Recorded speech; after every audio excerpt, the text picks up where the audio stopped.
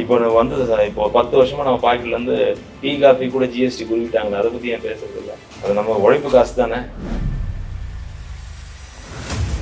பாஜகவும் வளர்ந்து இருக்குன்றதை நம்ம பாஜக வளர்ந்துருக்கா? அந்த கட்சிக்காரர்கிட்ட கேட்டு பார்த்தீங்களா?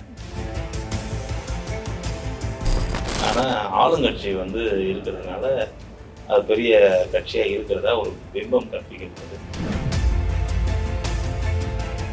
அவர் பாத யாத்திரையால் என்ன பெரிய மாற்றம் ஏற்படுது?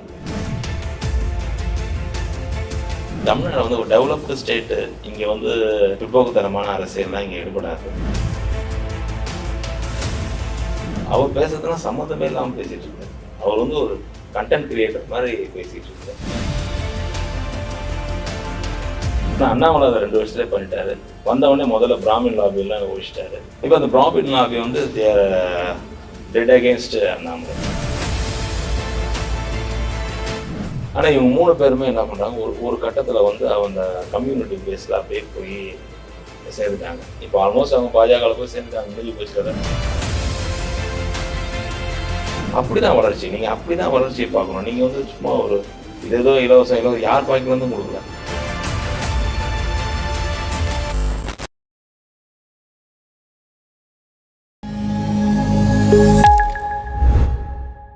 அருணாச்சலேஸ்வரர் கோயில், கிரிவலம், ஜலகம்பாறை நீர்வீழ்ச்சி, செஞ்சிக்கோட்டை, இது மாதிரி பல சிறப்புகள் இருக்க திருவண்ணாமலை மாவட்டத்திலேருந்து நம்மகிட்ட இப்போ ஒரு சீஃப் கெஸ்ட் வந்திருக்காரு. இப்போ பொலிட்டிக்கல் அனலிஸ்டாகவும் தொழிலதிபராகவும் இருக்க கண்ணையா ராமமூர்த்தி அவர்கள் தான் நம்மளோட சீஃப் கெஸ்ட் இன்னைக்கு. வணக்கம் சார். வணக்கம். அப்போ பாஜகவே வந்து இங்கே கால் ஊனணும்னா கூட பெரியார் தான் தேவைப்படுது. இந்தியாவே திரும்பி பார்க்குற அளவுக்கு ஒரு முதல்வர் செயல்பட்டு இருக்காருன்னு தான் என்னுடைய பார்வை. சார், இப்போ திமுகவுக்கு நேர் எதிராக யார் இருக்கா? இப்போ திமுகவுக்கு நேர் எதிரான சித்தாந்த எதிரினா எங்களுக்கு பாஜக. தமிழ்நாட்டில் பாஜக இன்னும் வளரலன்ற ஒரு பார்வை தான் திமுக தொடர்ச்சியாக வச்சுட்டு இருக்கு. ஆனால் அண்ணாமலையோட பாத யாத்திரை, ஒரு சில இடங்களில் கூடுற கூட்டம் முதல் கொண்டு திமுகவுக்கு ஆப்போசிட்டாக அண்ணாமலை வளர்ந்துடுறாரோன்ற மாதிரி பார்வை இருக்குல்ல. பாஜகவும் வளர்ந்து இருக்குன்றதை நம்ம வளர்ந்துருக்கா? அந்த கட்சிக்காரர்கிட்ட கேட்டு பார்த்தீங்களா? வளரவே இல்லை. நம்ம 19 சொல்லிட முடியாதுல்ல சார். எந்த கட்சிக்குமே ஒரு வளர்ச்சி குறியீடு இருக்கு, அதை ஒத்துக்கிறேன். ஆனால் ஆளுங்கட்சி வந்து இருக்கிறதுனால அது பெரிய கட்சியாக இருக்கிறதா ஒரு பிம்பம் கற்பிக்கப்படுது. அவர் பாத யாத்திரையால் என்ன பெரிய மாற்றம் ஏற்படுது? நீ சொல்லுங்க. முதல்ல ஒரு நல்லா கலாய்ச்சி விட்டாரு, பாவ யாத்திரைனாரு. அதெல்லாம் ஒன்றும் பெரிய மாற்றங்கள்லாம் கொண்டு வருது. அவர் என்ன இங்கே தமிழ்நாடு வந்து ஒரு டெவலப்டு ஸ்டேட்டு. இங்கே வந்து பிற்போக்குத்தனமான அரசியல்லாம் இங்கே ஈடுபடாது. அவர் ஏதாவது ஒரு டெவலப்மெண்ட் பாலிடிக்ஸ் பேசி அது வந்து ஓரளவுக்கு இங்கே வளர்ச்சி குறியீட்டில் வந்து அது ஆதிக்கம் செலுத்தும். அது வந்து ஒரு வாக்கப்பூர்வமாக கொண்டு போகும் அப்படின்ற மாதிரியான துணியில் அவர் பேசினார்னா ஓகே. அவர் பேசுறதுலாம் சம்மந்தமே இல்லாமல் பேசிகிட்டு இருக்காரு. அவர் வந்து ஒரு கண்டென்ட் கிரியேட்டர் மாதிரி பேசிகிட்டு இருக்காரு. இன்னைக்கு தமிழ்நாட்டு அரசியலில் வந்து அவர் பேசுறது எல்லாமே ஒரு கண்டென்ட் கிரியேஷன் பேசுகிற மாதிரி தான். அதை வச்சு தான் எப்படி கட்சி வளர்ந்துருச்சுன்னு நம்ம சொல்ல முடியும். அதுவும் அந்த கட்சியில் இருக்க இவர் வந்ததுக்கப்புறம் ஒன்று நடந்திருக்கு அந்த கட்சியில். என்னென்னா, பாஜகவில் அதான் சொன்னலாம், ரொம்ப வருஷத்துக்கு பல ஆண்டுகள் ஆச்சு காங்கிரஸ் இவங்கெல்லாம் தெளிவடைஞ்சு இந்த ஐடியாலஜிக்கலாக கொஞ்சம் ஸ்ட்ராங் ஆகணும் அப்படின்றதுல தெளிவடைஞ்சு வர்றதுக்கு இவ்வளோ காலகட்டம் ஆச்சு. ஆனால் அண்ணாமலை அதை 2 வருஷத்துலேயே பண்ணிட்டாரு. வந்தவொடனே முதல்ல பிராமின் லாபியெல்லாம் ஒழிச்சிட்டாரு. இப்போ அந்த பிராமின் லாபி வந்து டெட் அகேன்ஸ்ட் அண்ணாமலை.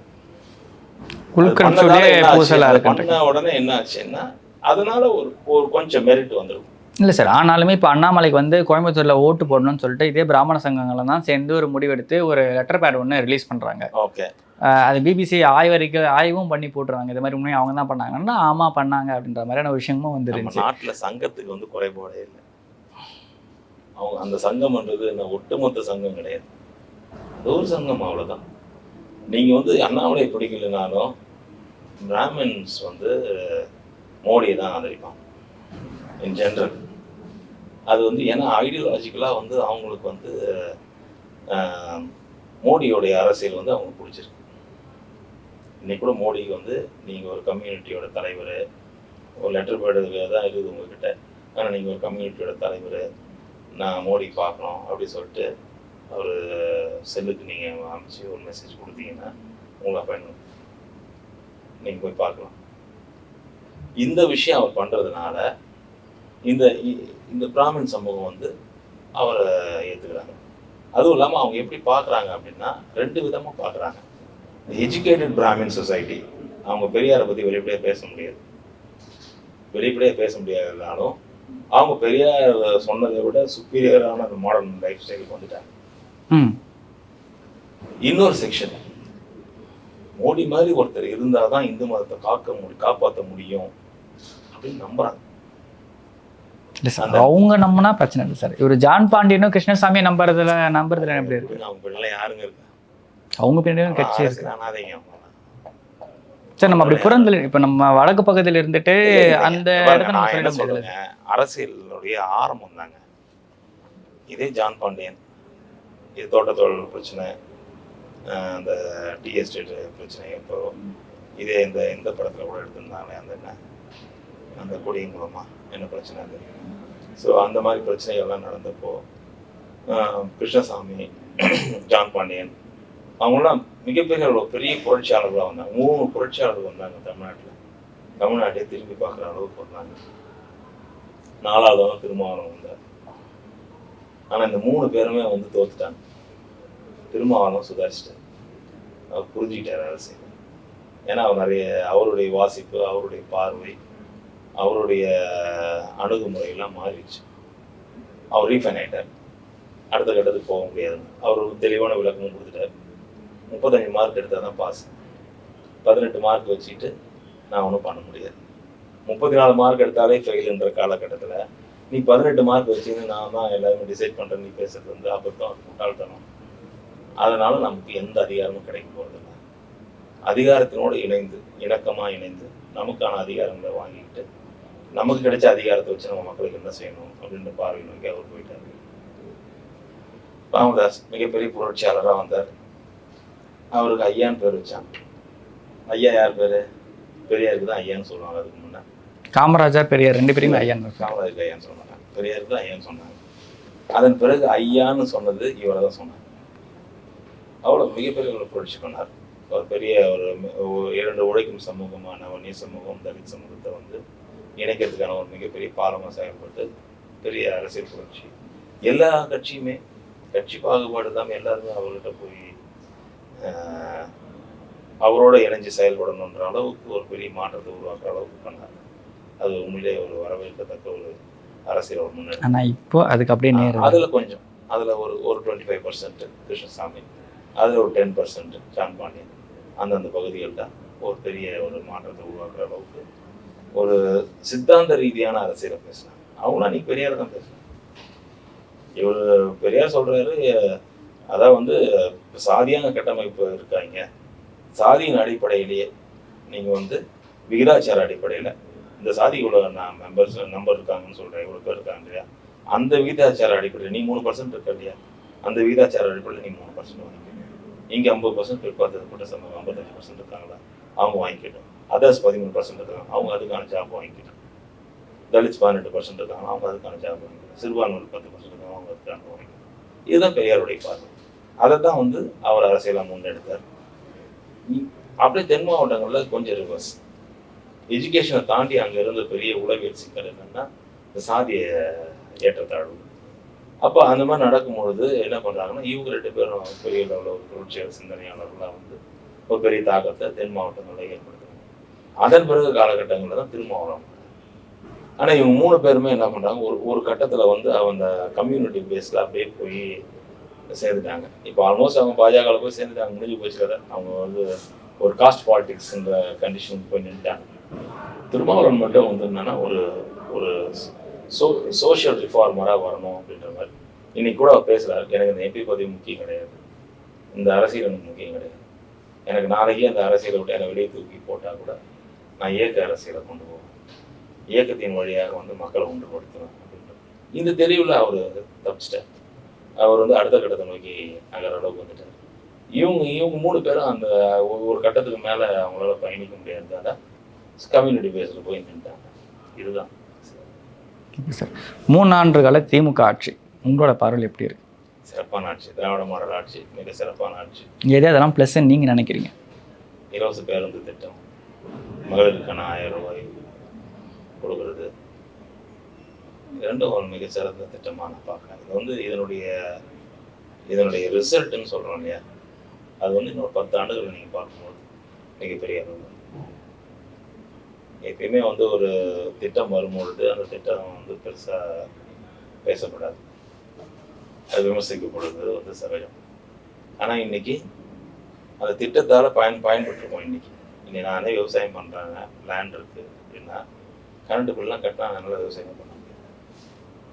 பூர்வீக லேண்டு இது இருக்குதுன்னா நாங்கள் அங்கே விவசாயம் பண்ணுறோம்னா அது கரண்ட் பில் கிடையாது, அதனால் நம்ம பண்ண முடியுது. அது ஒரு மிகப்பெரிய, அதுக்காக ஒரு போராட்டம் நடந்து 13-14 பேர் இறந்துருக்காங்க, துப்பாக்கி சூடு நடந்து. எம்ஜிஆர் பீரியட். எஸ், இவர் கோயம்புத்தூரில் விவசாய தலைவர் இருந்தார், நாராயணசாமி சொல்லிட்டு. ஸோ அவர் காலகட்டங்களில் பெரிய புரட்சி நடந்தது, மிகப்பெரிய அளவில் புரட்சி நடந்தது. ஆனால் துப்பாக்கி சூடில் தான் அது முடிஞ்சது. இந்த இடஒதுக்கீடு போராட்டம் அதே மாதிரி நடந்தது. இப்போ நடந்த நீங்கள் தூத்துக்குடி போராட்டம் பார்த்தீங்கன்னா கூட இன்னையோட இருக்கக்கூடிய. ஸோ இதெல்லாம் வந்து அந்த அளவுக்கு வந்து எப்பயுமே வந்து திமுக வந்து அந்த மாதிரி ஒரு வைப்ரண்ட்டான ஒரு ஆக்ஷன் எப்பயுமே எடுத்தது கிடையாது. நீ அதிமுக வைப்ரண்ட்டாக பண்ணுவோம், ஒரு சென்சிட்டிவ் இஷ்யூனா இம்மீடியட்டாக அதுக்கான ஒரு ஆக்ஷன் வந்து ரொம்ப வைப்ரண்ட்டாக பண்ணுவோம். அது என்ன மாதிரியான விளைவுகளை ஏற்படுத்தும், அது என்ன மாதிரியான பிரச்சனைகளை உருவாக்கணும் பற்றி நாங்கள் கவலைப்பட மாட்டோம். அந்த டைமில் அந்த சிச்சுவேஷனை வந்து அந்த கட்டுப்பாட்டின் கீழ் கொண்டு வர்றதுக்கு அவங்க ரொம்ப ஃபாஸ்ட்டாக அண்ட் ஃபியூரியாக ஆக்ஷன் எடுப்பாங்க. திமுகவில் அது கிடையாது. அதுதான் நீங்கள் இப்போ கேட்ட எல்லா கேள்விக்கான பதில்.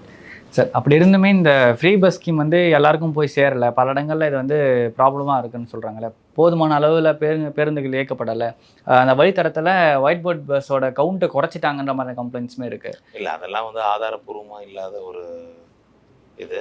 அதுக்கு இப்போ கேட்டிருக்காங்க, அது 2-1 நாளில் வெள்ளை அறிக்கை வரும். ஓகே சார், அதை தாண்டி ஒரு நீதிமன்றம் வரைக்கும் நம்மளை பார்த்து இந்த நம்ம ஸ்டேட்டை பார்த்து அனௌன்ஸ் பண்ண பல ஸ்டேட்டில் வந்து பார்த்தீங்கன்னா எல்லா பஸ்லையுமே லேடிஸ் ஃப்ரீன்னு சொல்லிட்டு சொல்ல ஆரம்பிச்சிட்டாங்க. நம்ம ஸ்டேட்டில் அது இன்னும் இப்போ தான் நம்ம டேட்டா எடுக்க ஆரம்பிச்சிருக்கோம், அதுக்கப்புறமா இப்போ கொண்டு வருன்ற மாதிரி இன்ஃபர்மேஷன் தான் வெளில வந்திருக்கு. அது ஏன் நம்ம இவ்வளோ டிலேவாக பண்ணுறோங்க? ஃபஸ்ட்டே அந்த டேட்டா எடுத்துருந்து எல்லாருக்குமே ஃப்ரீயாக கொடுத்துருந்தா இந்த ப்ராப்ளம் வந்துருக்காது. இல்லை, இது லாங் ஸ்டாண்டாக போகணும், அது ஒன்றும் இருக்குல்ல. ஒரு திட்டம் வந்து இப்போ நான் சொன்னேன், மின்சாரம் வந்து இப்போ 100 யூனிட் திட்டம் கொடுத்தாங்க. அது இப்போ முறைப்படுத்தி அதை இன்னைக்கு வரைக்கும் 100 யூனிட் கொடுத்துட்ருக்காங்க. எவ்வளோ பேச்சுலர்ஸ் தேர் என்ஜாயிங். நம்ம அப்படி பார்க்கணும். ஒரு சின்ன ஃபேமிலியாக இருக்கவங்க, ஒரு சின்ன வீட்டில் இருக்கவங்க, கிராமங்கள்லாம் அதுக்கு நல்ல இம்பாக்ட். இன்னுமே சிட்டி சைடில் வந்து பார்த்தீங்கன்னா யூனிட்டுக்கு 7 ரூபாய் 8 ரூபாய் 10 ரூபாய் வரைக்கும் கொடுத்துருக்காங்க. தனி மீட்டர் வச்சிருக்கிற பசங்களை போய் நீங்கள் அவங்களுக்கு பெனிஃபிட்ஸ் இருக்கா இல்லையான்னு கேளுங்க. ஒரு சில இடங்கள்ல இங்கே ஒரு இடத்துல வரட்டுமே, ஒரு ரிசல்ட் வராதான். அந்த 100 யூனிட் கரண்ட் பில் இல்லாத அவர் கொஞ்சம் அந்த 100 யூனிட்டுக்கும் பில்லு கட்டுறவங்களும் இருக்காங்க சார். வராத இடத்துல 100 யூனிட்டுக்கான அந்த 10 ரூபாய் 7 ரூபான்ற சார்ஜ் பண்ணி எக்ஸப்ஷனை விட்டுருவோம், எக்ஸப்ஷனில் விட்டுருவோம். அதே மாதிரி ஃப்ரீ கரண்ட் கொடுத்ததால தான் இன்றைக்கி வரைக்கும் தமிழ்நாட்டில் விவசாயம் உயிர் போட இருக்குது. அது மாதிரி திட்டங்களில் வந்து அது வந்து தொடர்ந்து இருக்கணும். சத்துணவு திட்டம்னு ஒன்று கொண்டு வந்தார், அது கலைஞர் கொடுத்த திட்டம் தான். ஆனால் எம்ஜிஆர் சார் நீங்கள் போட்டுங்க, நல்ல திட்டத்துக்கு யார் வேணா பேரை போட்டுங்கன்னு சொல்லி போட்டு கொடுத்துட்டாரு. அந்த இன்னைக்கு அது காலை வரைக்கும் வந்திருக்குல்ல. அப்போ ஒரு திட்டம் வரும்போது சில நடைமுறை சிக்கல்கள் இருக்கும். இது என்ன, இப்போ முட்டை கொடுக்கும்பொழுது அப்படிதான் ரொம்ப அந்த அந்த பேச்சாளர், நீங்கள் அந்த கிருஷ்ணமூர்த்தி சொன்னீங்களே, சிவாஜி கிருஷ்ணமூர்த்தி மாதிரி ஒரு அம்மா இருந்தாங்க. அந்த அம்மா அப்படிதான் வன்னைஸ் எல்லாமே யாரோ ஒரு அம்மா இருந்தாங்க. அந்த அம்மா அப்படி வளர்மதின்னு நினைக்கிறேன். இந்த முட்டை நாமக்கல்ல முட்டை இவ்வளோதான் வருது, ஆனால் பசங்களுக்கு கொடுக்க வேண்டிய முட்டையோட தேவை வந்து இத்தனை லட்சம் இருக்கு. 10வது முட்டையெல்லாம் யார் போடுவாங்க? திமுக உடன்பிறப்புகள் போடுவாங்க அப்படின்னு சொல்லி கிண்டல் பண்ணாங்க. ஆனால் இன்னைக்கு வரைக்கும் அது போயிட்டு இருக்கேன். சார் அதனால வந்து நம்ம நாமக்கல்ல இருந்து ஏற்றுமதி பண்ற அளவுக்கு முட்டையை வெளிநாடுகளுக்கு ஏற்றுமதி பண்ற அளவுக்கு நம்ம வளர்ந்துருக்கோம். அதுதான் நான் சொல்றேன். அப்போ அங்க வந்து ஒரு ரெகுலர் ஆர்டர் வருதுன்னும் போது என்ன பண்றான், அந்த அந்த பண்ணைகள் அதிகமாகுது, பண்ணைகளில் வேலைக்கு போறவங்க அதிகமாகும். அதுக்கப்புறம் அங்கே அது டிரான்ஸ்போர்ட்டில் கொண்டு போகிற வாகனங்கள் நிறைய வாங்குறாங்க. அப்படிதான் வளர்ச்சி. நீங்கள் அப்படிதான் வளர்ச்சியை பார்க்கணும். நீங்கள் வந்து சும்மா ஒரு ஏதோ இலவசம் யார் பாக்கெட்லேருந்து கொடுக்கல. இப்போ வந்து இப்போ 10 வருஷமா நம்ம பாக்கெட்லேருந்து டீ காஃபி கூட ஜிஎஸ்டி குருவிட்டாங்களே, அதை பற்றி ஏன் பேசுறது இல்லை? அது நம்ம உழைப்பு காசு தானே, ஏன் அதுக்கெல்லாம் ஜிஎஸ்டி நம்ம பே பண்ணோம்? அவ்வளோ பெரிய ரிச்சஸ்ட் கண்ட்ரியா. இப்போ இந்தியாவில் வந்து ஜிஎஸ்டி எனக்கு பொறுத்த வரைக்கும் தேவை தான் நினைக்கிறேன். மற்ற நாடுகளோட ஒப்பிடும்பொழுது நமக்கு என்ன ஒரு குடும்ப கட்டமைப்பு இருக்குது. நீங்கள் உங்கள் ஃப்ரெண்டுக்கு ட்ரீட் வைக்கணும், அவர் உங்களுக்கு ட்ரீட் வைப்பார். அவங்க குழந்தைக்கு ஒரு ஃபங்க்ஷன்னா நீங்கள் போகணும், கவர் கொடுக்கணும். நல்லது கெட்டது எல்லாத்தையும் கலந்துக்கணும். அக்கா தங்கச்சி அண்ணன் தம்பின்னு அவங்க வீட்டு ஃபங்க்ஷனில் போய் கலந்துக்கணும், முறை செய்யணும். புரியுதுங்களா? இவ்வளோ வேலைகளும் பண்பாட்டு அடிப்படையில் இங்கே நமக்கு செலவினம் ஜாஸ்தி. ஒரு திருமணம் நம்ம சாதாரணமாக பண்ணிட முடியாது. அதைத்தான் பெரியார் சொல்கிறார், கல்யாண செலவுலாம் குறைங்க, ஏன் வந்து சுயமரியாதை திருமணம் பண்ணுங்கன்னு சொல்கிறாங்கன்னா, பண்பாட்டு ரீதியாக நமக்கு செலவு, நம்மளுடைய ஏழ்மைக்கு இதுவும் ஒரு காரணம்ன்றார். அப்போது பண்பாட்டு ரீதியாக நமக்கு இவ்வளோ செலவினம் இருக்கிற இந்த நாட்டில் இவ்வளோ ஜிஎஸ்டி போட முடியுமா? 60,000 கம்பெனி நீங்கள் மூடிட்டான்னு சொல்கிறாங்க. எதனால் மூடினாங்க? அந்தந்த மாதம் ஜிஎஸ்டி நீ பே பண்ணணும்னா எப்படி அவன் ரொட்டேட் பண்ண முடியும் பிஸ்னஸ்? ஒரு 100 எம்ப்ளாயி இருக்காங்கன்னா ஒரு 20 பேர் அட்வான்ஸ் பேமெண்ட் கேட்கணும். கொடுத்தாங்க ப்ராஃபிட்டில் ஏதாவது மாறப்போதா? மார்க்கெட்டில் இவருக்கு பிஸ்னஸை கொண்டு போனால் காம்படிட்டர் வந்து கொடுத்தானா இவர் அவர் ப்ராஃபிட்லேருந்து 5% குறைச்சி கொடுப்பார். ஆனால் அவர் செலவு நினைக்க போதா? கரண்ட் பில் ஏறும், ஹவுஸ் டேக்ஸ் ஏறும், சம்பளம் 2 வருஷத்துக்கு ஒரு முறை இன்க்ரிமெண்ட் ஏறும், நைட் டியூட்டி வேலை பார்த்தா கொடுக்கணும். ஸோ அப்போ ஜிஎஸ்டி கொண்டு வந்து நீங்கள் திணிக்கும் போது ஜிஎஸ்டி ஏன் எதிர்க்கிறோன்றதோட அடிப்படையை நீங்கள் புரிஞ்சுக்கணும். ஜிஎஸ்டி இருக்க வேண்டியதான். மேம்போக்கா எல்லாமே பேசக்கூடாது. இலவசம் எதுக்குங்க இலவசம்? மேம்போக்கா பார்க்கக்கூடாது. நைட்டு வந்து தண்ணி அடிச்சுட்டு படுத்துருவான், இருக்கிற காசெல்லாம் உருவிட்டு போயிடுவான். மறுநாள் அந்த அம்மா வேலைக்கு போகணும், 20 ரூபா 30 ரூபா காசு இல்லைன்னா ஒரு இடத்துக்கு போக முடியாது. இன்னைக்கு ஃப்ரீ பஸ். இன்னைக்கு அந்த ஏரியாவுக்குள்ளே வேலை பார்த்துட்டு இருந்தாங்க அந்த பெண்மணிகள்லாம் இப்போ என்ன பண்ணுறாங்க, இப்போ வந்து தென் சென்னை இன்னும் கொஞ்சம் அவுட்டரில் வந்து 10,000 சம்பளத்துக்கு சமைச்சு போகிறவங்க இருக்காங்கன்னா, இதே வந்து அண்ணா நகர், டி நகர் அங்கே போய் அவங்க சமைச்சு போகிறாங்கன்னா அவங்களுக்கு சம்பளம் அதிகம். அந்த ஃபெசிலிட்டி அவங்களுக்கு இருக்குது. அவங்க 3 மணி நேரம் தான் ஒர்க் பண்ண சமைக்க போகிறாங்க. காலைல போனாங்களா சமைச்சு கொடுத்துட்டு வந்தேன், பஸ் ஃப்ரீ, ஓகேங்களா? போய் ஒரு half அன் ஹவர் தான். ஆனால் அவங்க இருக்கிற ஏரியாவில் 8,000 9,000 கிடைக்குதுன்னா 15,000 17,000 அவங்களுக்கு கிடைக்கும். நீங்கள் இப்படி தான் பார்க்கணும். இதை வந்து ஒரு என்ன சொல்கிறது, இது எப்படி வந்து விரிவடையும், இந்த பொருளாதாரம் எப்படி விரிவடைன்றதை நீங்கள் மல்டி டைமென்ஷனலாக பார்க்கணுமே தவிர அதை கொண்டு வந்து இதனால் என்ன நஷ்டம். இப்போ நீங்கள் மலேசியாலெலாம் பார்த்தீங்கன்னா ஏசி பஸ்ஸே ஃப்ரீ பஸ் தான். சார், இவ்வளோ நேரம் உங்களோட பொன்னான நேரத்தை எங்களோட பகிர்ந்து மைக்க நன்றி சார். தேங்க்யூ. நன்றி. இருக்கிற கொஞ்சம் பேர் ஒரு ஐடியாலஜிக்கலாக திங்க் பண்ணி இந்த நாட்டை அடுத்த கட்டத்தை கொண்டு போகணும்னு சிந்திக்கிறவங்களுக்கு இடையூறு செய்யக்கூடிய ஒரு அரசியல் இங்கே வேணான்றது எப்படி சார்? அவர் என்ன சொல்றாருன்னா, நாடு நல்ல வளர்ச்சி பாதையில் இருக்கு, இந்தியா ஆரோக்கியமா இருக்கு அப்படின்னு சொல்லிடுறாரு. அப்படிலாம் ஒன்றுமே மக்கள் தொகை அதிகமாக இருக்கிற நாட்டில் போய் வரியை போட்ட யாரையாவது நல்ல அரசன்னு சொல்லியிருக்காங்க. பண்பாட்டு திணிப்பு, வரலாற்றை மாத்துறது, நீங்க ஒரு புது வரலாற்றை எடுத்து வந்து திணிக்கிறது, இல்லாத ஒரு நதி இங்கே இருந்ததா சொல்றது, இதெல்லாம் வந்து வேணாம்.